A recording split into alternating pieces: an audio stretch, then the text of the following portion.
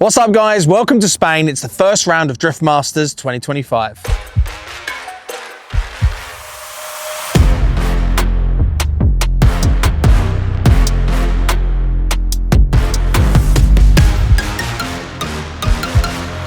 So we are here in Madrid, Spain for the first round of Drift Masters. Unfortunately, we didn't make it to Italy. It is what it is, it sucks, but hey, it didn't happen, we move on. We are now in Madrid, Spain for the first round of Drift Masters 2025. Looking forward to getting out on the track. We've made some big changes. So we went to Drift Mazzuri with Jack Shanahan. He drove the car. We made some changes to the Wisefab setup, mainly just trying to get the car to transition a bit faster. It never felt like the car would snap when I wanted it to. Jack drove it as well at our Initiate show at Goodwood Motor Circuit a few weeks ago. He had a fantastic event in the car. He actually won the event. So yeah, looking forward to getting in the car, seeing how it feels now here in Madrid. We've got some practice today, it's Friday, and then yeah, we've got more practice tomorrow and then qualification in the afternoon. And then of course the main event is on Sunday. Weather's looking fantastic at the moment. It has been raining quite a lot over the last couple of days, but at the moment the weather's looking good for the weekend. Yeah, look at this, fantastic view over the whole circuit and the event itself. It's meant to be really, really busy here as well, so a lot of Spanish fans coming out to support the event, which is amazing. And yeah, we're just looking forward to having a fun time here in Spain and hopefully have a great event.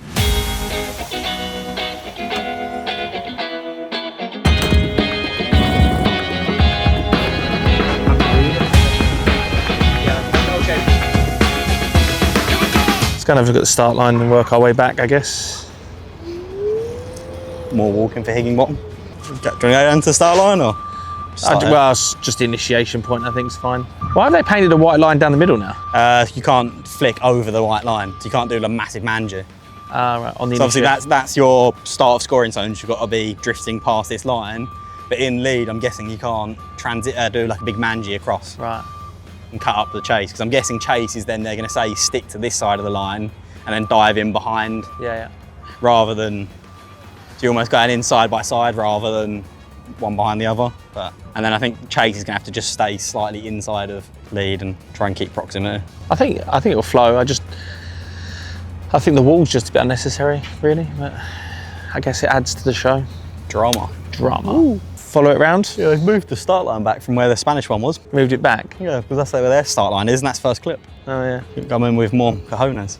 Outside, inside, outside, outside, and then I think there's one more inside further around. So yeah, so you've got your initiation point and the first outside clip, then you've got an inside clip, outside clip, followed by a wall run.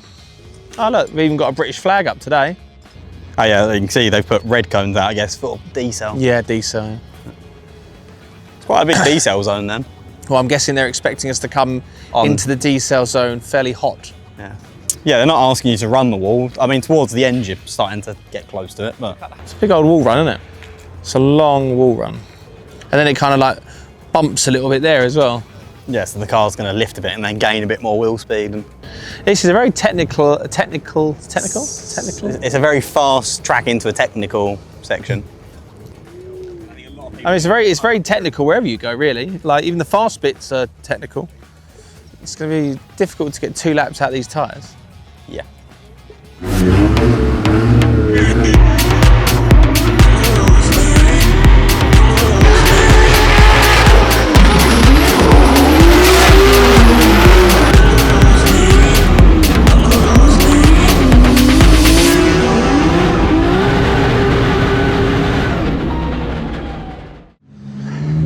Okay, Saturday morning, we've got 2 practice sessions going on today and then qualifying this afternoon.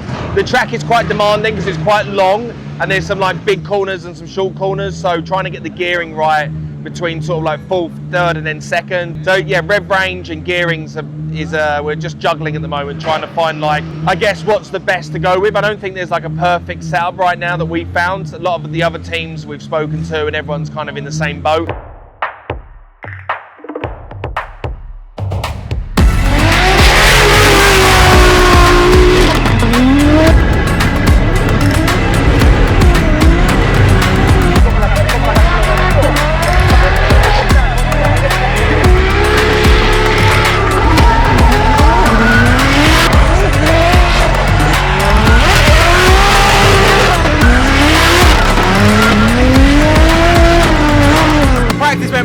looks like he's on the right line and he's got the hang of it, so looking good. So we'll see how the day goes. Talking bad about it. Don't say, you're quiet now he's here. Yeah, I can't talk shit here, can I? So there, yeah, so he was really bad, like worst driving we've ever.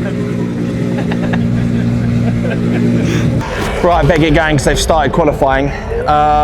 So yeah, qualifying's about to start. Well, it's already just started, but we're 20th position, so I've got to get out there pretty quick. Feeling a little bit nervous, always do with qualifying, but I'm just going to go out there and treat it like practice, just try and get a nice run down on the first one, and then hopefully as long as that goes according to plan, we'll turn it up for the second. Feeling nervous, but I feel like we've got a good setup now in the car. As long as I do what I did in practice, I feel like we'll get an okay score. So it's just going to be what everyone else is up to. But yeah, we'll push it hard in the second one. We'll try and get a nice score on the first one. Let's see how it goes. Wish me luck. Well, here we go. Welcome, ladies and gentlemen, to round 2 of the Drift Masters Championship 2025. And as you can see, from a beautiful sunny Madrid in Spain, we are at the Circuito de Madrid Jarama. Look, the tension's building. The judges are ready to rock and roll. The fans, well, they're ready to see some action. So am I. So let's head to qualifying.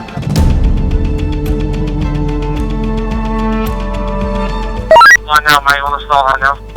Roger that, mate. Just doing it in practice, you got it. Right, a man that lives very close to me is, of course, one of my good friends, Steve Baggsy, ladies and gentlemen, off the line in this 2JZ Toyota GTX6. Look at that big flick from Baggsy, a big clutch kick, carries a nice angle, a little wobble though as he comes in, a little left foot brake now, fires the car across the circuit, and brakes once, twice, tries to get the car in the outside zone, little check up there from Baggsy as he struggles to fulfil all that outside zone, now flicks it down the hill, puts the car onto big angle, kicks the clutch once again, looks for that final outside zone across the line. A scrappy run from Baggsy, but gets it done. Nice run, mate. You could have been a bit deeper into the clip before, but apart from that, it was pretty clean. Just waiting for the score to come through now. Yeah, I've got a little bit of understeer going into the wall run. Yeah, it felt okay for the first go. Going into the pits now, just come over the radio with the score when you can. Okay, Roger that. Yeah, it looked like between clip 2 to 3 you had a bit of understeer, and then coming into the wall you was just a little bit shallow, but just waiting for the score. There's no doubt on Baggsy's driving ability as a driver. It's just sometimes the equipment, and as you say, you alluded to that, and I have explained that to a lot of people because they say, what's going on? Why is he not on the podium? And I'm like, one weekend he'll be driving a turbo V8 show car, the next time he's driving a Toyota GT86, and this is only the second year that Baggsy's been piloting this GT86, so you know, that's probably only 10 times he's drove the car throughout his career. So there we go, a 74 on the ball for Baggsy, and he'll be happy with that, sitting in third position at the moment. Scored a 74.5, which currently puts you into third place. So that's not too bad considering for a first one. We'll have to see how everyone else is. But it seems like mid-70s is the highest so far, so I won't worry too much. Alright, mate, thank you, no worries. Fingers crossed we can turn it up for the second one. It is f***ing boiling. Yeah, it seems like the 70s so far is the highest. You're in third, and they're just scoring very harshly on everything consistently, so as long as it's consistent throughout with everyone else, it doesn't really matter too much. But yeah, between 2 and 3, so between the inner and the outer, you had like a bit of an understeer wobble, and then coming into 4 it was just a bit shallow, but apart from that there's not much more you can tidy up. Yeah, I had a little bit of and then your going flick into 4 as well. Yeah, and then you flick into 6 or whatever it is, into 7, sorry. Yeah. Wasn't as aggressive what you was doing in practice, but yeah, I know, because I think Jack and James were on a conversation before qualifying saying that if you do a massive aggressive flick there, it's unchaseable and they're marking you down. oh, okay, so yeah. So, which is annoying really, because they're giving some drivers certain information and they're not communicating that to everybody. So like, I thought you'd have got more style points doing that. That's the only thing. They're marking you down for on being it, like yeah, you literally had it. Like, if you backing it in here, like Yeah. over rotating the car almost, so it's unchaseable. They're marking you down. Yeah, you had a little bit of like an understeer here, where you had just a moment where you adjusted, and then coming into here, you was just a bit shallow. Is it worth checking the front tyre pressures to see Yeah, if they're good. going up Yeah. like a load when it's getting hot? Yeah. Because it seemed like it had a little bit more understeer. I mean, we can go than- down a little bit if you want. If Might it's be picked worth up a just- little bit more grip in the rear, it's obviously trying to push the front. That's the only other thing. Obviously, have a it's- look at the the track tyre. the track temp will be a bit hotter now, so. Yeah, overall it was a pretty good run. He just had a slight mishap coming just before clip 3, kind of like understeered and lost the front end a little bit and had to make a little bit of a correction. And then coming into clip 4 where the wall is, it was just a bit shallow, so he could have tidied up a bit there. Apart from that, it was, I would have said it's a pretty good run. They're just scoring quite harshly, but it doesn't matter too much as long as it's consistent throughout, obviously, with everyone else. But so far, a mid 70 seems to be quite high. So I would have said it was higher than a 70, but as long as it's consistent, again, it doesn't matter. So, but yeah, them 2 points to improve on, and we'll go from there.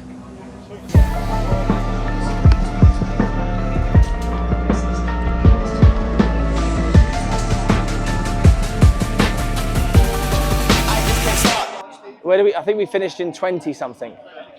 23rd. It's 9 spaces away from out. Quick maths. 24. Got to jump up the order. Down 1. Yeah, but we've got to jump up the order. I don't think that's going to stick for very long. We'll be lucky to stay in top 32 with that. I don't want to be down that low either, because it's a shit battle otherwise. Yeah. But sometimes it can be a worse battle in the mid-range, because you end up with like a really hard road, because you're up against people that are like... Yeah, I mean, if Laurie doesn't improve, he's right in the middle. Is he?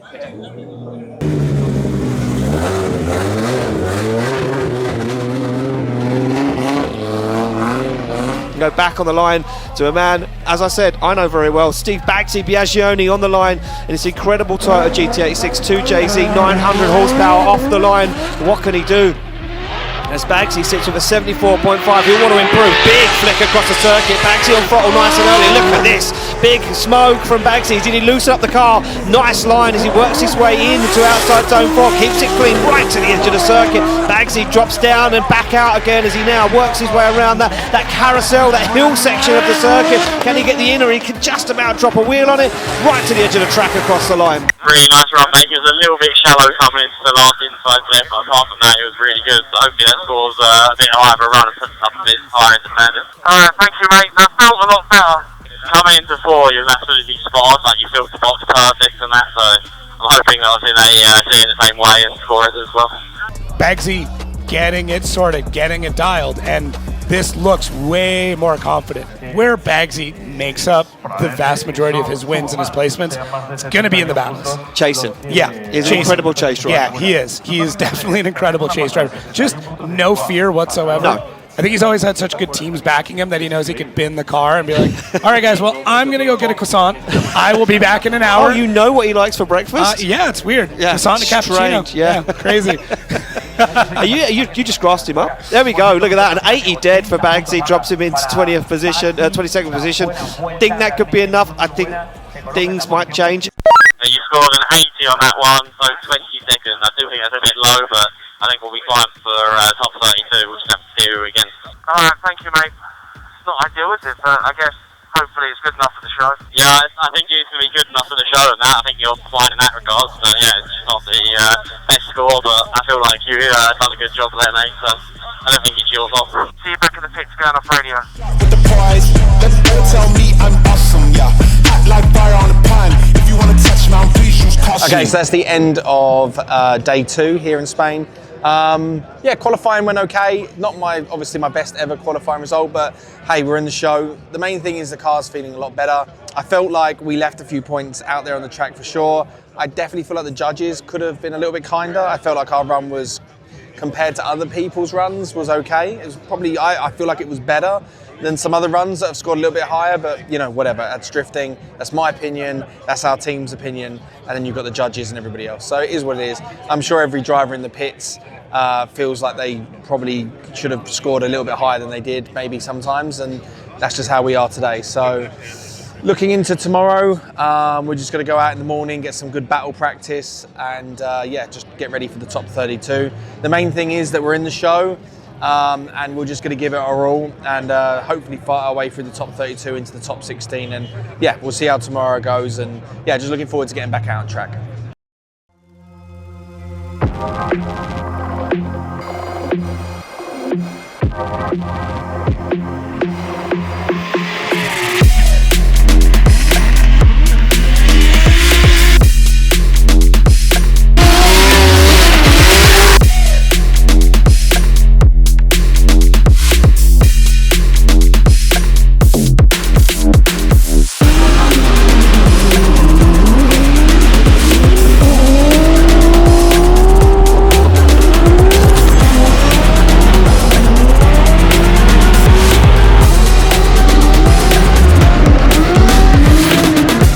So it's game day here in Spain. We've just done a top 32 practice. Next up is the top 32 competition. Yeah, excited to be back inside the Drift Masters main event. Car's feeling good. We did some good practice runs. I did 2 chase and 2 leads. Overall, yeah, car's feeling comfortable. The track is going to get very hot today, so we've got to take that into consideration as well, with the adjustments to the car. There's a lot of rubber as well down. Front tyres are picking up so much rubber, so we need to be conscious of making sure that we scrub the tyres properly as well, because that can be quite dangerous as well. But yeah, overall feeling comfy in the car, looking forward to getting into the battles. So top 32, we've got Paweł Komalinski, a driver that's been in Drift Masters for a very long time. He's a very, very, very good driver. Very good in the lead and exceptionally good in the chase. So it's not going to be an easy battle, but again, you know, top 32 in Drift Masters, everybody's super good. Everybody is a very, very good driver, and there's no easy way to get to the podium. So we're just going to have to go through everybody as best we can, and yeah, see how we get on. But yeah, as I said, a top 32 here could easily be a final at the next event. So we'll see how it goes. We'll push hard, and fingers crossed we come out on top. Steve was looking pretty good. He's had a few good leads and a few good chases. He had a few little moments in the chase, whatever, but I think we've buttoned that up now and worked out why that was happening. And he was missing the last inside clip, so you need to tighten that up a little bit. But yeah, I think we're going good into battles against Komalinski. And then after that, we'll have Kevin Purcell or Keski Korpi. So between one of them two, there's not really going to be an easy battle today. So unfortunately, the level of driving at Drift Masters is so high that anyone you're driving against, it's you know, it's almost like a final. So you'll give it your all day, and yeah, hopefully see how we get on, and we'll go from there. Right, where's my bra? I ain't got my bra.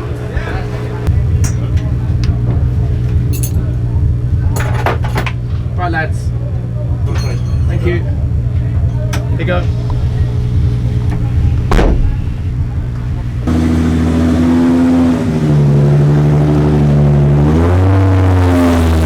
Go back down to the back end of the paddock, as we can see tyres being warmed on the back of Paweł Komalinski's S14. He'll be taking on Steve Baggsy, Biaggioni. Now, 2 guys that know the ranks very, very well. Komalinski, 6th place qualifier, Baggsy down in 27th. What can Komalinski do here? Is he going to play a game? Is he going to stick to formation? Is he going to stick to what he knows? Or is he going to decide that maybe he wants to chase first? Yeah, I'm really not sure in this one. I would, if I was him, I would take the lead on this. That would be my choice. Probably what he's a little bit more comfortable with. You know, Dave, you know that he's not. Yeah, I think I would take the lead. The more I think about it, I don't know if Steve's really got as much time into the car, and yeah, I don't know. That's the feeling. I'm just going off gut at this point, to be perfectly honest. I'm trying to look for reasons, but I really feel like that's what I would end up doing. And I think that's what we're going to end up seeing. So yeah, that's exactly what we're going to see, Jacob, as they pull to the line. It will be Paweł Komalinski, the high qualifier, to lead out Steve Baggsy, Biaggioni. You guys made good luck. Thank you. To the start line now. Oh, I'm not pulling. I'm on the... In that 900 horsepower Toyota GT86. There's Paweł Komalinski. This man renowned for his chase driving. Yeah. Very technical, an incredible sim driver, a very good line driver. Once he's in the zone, once he's dialed, this man is absolutely clinical. Baggsy known for that aggressive chase driving, that getting onto the door, forcing the error, as he looks cool, carbon collected in the car. Look at this, hands clapped together, he's ready for action. Is Baggsy back for 2025 in Drift Masters? The anti-lag on from the back of that Toyota GT86 as he creeps across the line, and they get the green light to go. Look at this, they're side by side as Komalinski smokes the tyres. Baggsy through the gears. Look at that little flick to initiation. Baggsy not too far behind now as Komalinski puts that car right to the edge of the circuit. Baggsy on the back bumper dials more angle into outside zone 4. Komalinski struggling to get the back end of that S14 where it needs to be. Now gets himself on to that qualifying line. Baggsy adapts. Oh, big dive from Baggsy. Just about holds it together, jumps onto the back bumper across the line. Well done, mate. That was a really nice chase there. Really nice chase. Just do a good lead now, and I think you've got a good chance of winning this. Copy that. Thank you, mate. You do a nice lead, mate. He'll be in the same boat as you, so yeah, I think you've still got a good chance. Just give it all you got. I mean, if Baggsy does anything, he struggles to keep up with you, so yeah, I wouldn't stress too much. Like, I think you've got this, mate. The rear tyres are so hot, they're like jelly. What, they're just starting to wash on the rear now then, or? There's literally nothing on the rear for the minute, they're like fucking jelly. A lot going on in that run, a lot. You alluded to it just even with the initial kind of look at it. Paweł Korpelinski looked a bit more hesitant, just didn't quite get out to the zones, didn't quite make the decisions as fast as you hope. Big e-brake pull there, almost too long. He was still e-braking as he was getting it outside zone 4, has to add throttle. And Baggsy just has to play the patience game all the way through, has to hang tight, because if he got back on throttle, even though Korpelinski was not exactly where he should have been, Baggsy could have been at fault for it. So very patient throughout the whole thing, does a lot of great maneuvers in order to keep the car back. It does look a little weird in the chase because of that, but you do need to take a hard look at Paweł Korpelinski out front in the way that he's checking things up and not getting on the throttle in the few spots. So good job for Baggsy for doing that, keeping that patience throughout the run. But yeah, just tough. Just a wonky run from both drivers, not what I was expecting. Yeah. Now that we're going to swap it up though, I mean, he's going to have to be very, very aggressive in the chase. Yeah, he certainly is, and you know, he's a very good chase driver. But for me, Korpelinski's, I expected more to see a more clinical lead line. We're back on the line with Baggsy Biaggioni and Paweł Korpelinski, who now has to chase down Baggsy. Start line marshal master gives him the thumbs up. We wait for that green light. As you can see, both cars on the anti-lag, cars in gear, they get the green light, it's go. As they cross that line, you can see Korpelinski being told by the spotters, you need to be close, you need to be aggressive. Smoking tyres already for Baggsy as he fires down, but look at Korpelinski, he's dangerous in that chase position. He almost impedes Baggsy though, as they transition to outside zone 4. Baggsy dials the back into the 86 right where it needs to be. He's given Korpelinski all the opportunity, and Korpelinski is with him, tags the door. They fire through outside zone 7. Korpelinski falls back into formation, onto the rear wheel and across the line. That is incredible. Yeah, this is the quintessential good lead, good chase. Yeah, unbelievable. I strongly agree, and you know, on my side of things, Baggsy had a much better lead than we saw from Korpelinski. Not too sure why this one's going to go, mate. Your lead was a bit nicer, but you filled 4 a little bit late. And on your chase through the last section, obviously you were shallower on angle, so yeah, I think it's going to be a tight one to call. Alright, copy, mate, copy. But Korpelinski had a much better chase than we saw from Baggsy, so it's a cause and effect thing. Baggsy, if we thought at any point he was, you know, still learning and coming to grips with this car, he's got it now. He's got it. The way he's able to get through the line. Did look like he went a little bit wide there through the one outside zone, but the rest of it, everything looks pretty solid there from Steve Baggsy Biaggioni. Really good run, but you know, Paweł Korpelinski, expert level chase throughout this entire run. Great timing, great proximity, great throttle control, and man, what a great run. What a great run. Hey, I'm not a judge. I never want to be a judge. If you're thinking about contacting me or Jacob to judge an event, forget it, because we're terrible at it. Yeah, no, I just flip a coin the whole time. Yeah. I'm telling you right now how it'll go. Heads or tails? Yeah, just it. You'll hear the dinging in the background of the coin being flipped. So there we go, drivers having a chat, both smiling, both happy with that. There we go, decisions in, left for Baggsy, right for Korpelinski. Who's it going to be? David Kalasis, Korpelinski. It's going to be Paweł Korpelinski, gets the win, advances through, and it is going to be, I'm guessing, down to that aggression in the chase position, and yeah, an agreement from the judges. Just that chase is where it needed to be. Yeah, no, the chase was the international kiss. chef's kiss sign. That's what we want to see, apparently. It was very close. Unfortunately, I think it comes down to during his chase in the last section, he shallowed up a lot and was on a lot less angle, trying to keep up with him. I'm not sure as to why he done that, if he was struggling for pace or if it was just a mistake kind of thing. But yeah, I think that's what it comes down to. Lead to lead, they were pretty similar. I think Steve had the slight advantage there, but I think just the chase overall, yeah, that's where he lost it, unfortunately. That's drifting, mate. Time to make some cheese and ham rolls. Cheese and ham rolls, eh? It was very close. Like, I think it was just his lead overall was just that little bit closer, and then coming through. His chase, yeah, was that little bit closer, and then coming through like 7 and 8. Obviously, you had that bit where you straightened up a bit, and it was just less angle. In the lead? In the chase, you was. But then obviously, I think your lead was slightly better, but it wasn't enough to. He was just on you the whole way around. Was he? Yeah. I think in the chase, that dive I think kind of happened because it looked like he looked like it's decelling a lot. His lead wasn't as nice, but unfortunately, that drifting goes. And well done though, mate. Yeah, it was a nice lead, and you couldn't have put much more out there. And, I'll watch it back. Obviously, he just knew that you done a nice lead, and you done a nice chase, and you was going to do a good lead, so you just had to send it absolutely as hard as you could. And You've done it. Okay, so that's all she wrote for us here in Spain. We had a really close battle with Paweł Kombolinski in the top 32. I gave it everything we had. I should have been a little bit more aggressive maybe in the chase. And yeah, I think my lead versus his lead, I think my lead was better, but yeah, he was slightly more aggressive in the chase. So I think he won it off of being a little bit more aggressive in the chase position. But hey, that's how it goes. I've definitely lost a lot of battles over the years by being too aggressive and coming in and like causing contact and all that sort of stuff. So I didn't want to throw it away being too aggressive. So I went in trying to just like be aggressive, but not like overly committed and causing contact. And causing contact on this track can end badly quickly, as we've obviously all seen probably the videos online. But overall, we've had an amazing weekend. It's been great with the team. The car has been amazing to drive. I really love how it is now. I feel like I'm gelling with the car now and really getting to grips with it. How Jack set the car up really feels so much better than how he had it before. And I know that's something probably all racing car drivers say a lot, is like the car's better now, but generally like from last year to this year, just the way the steering's moving around a lot nicer for me makes such a huge difference. Coming back into the pits, we have reviewed some of the cameras.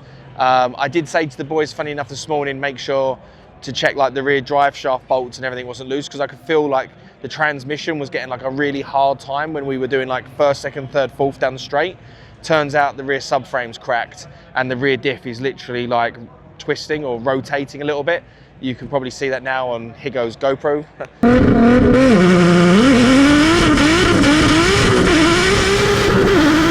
So, between last night's bolt check and practicing top 32 this evening, she's cracked quite a bit. And if I take the camera off, here go.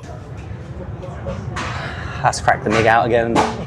Show my awful welding skills. We'll get back to the workshop. We'll get the subframe welded up, make it a little bit stronger, and yeah, we'll come back for Germany. So yeah, looking forward to round 5 and 6. We're not obviously doing the full season.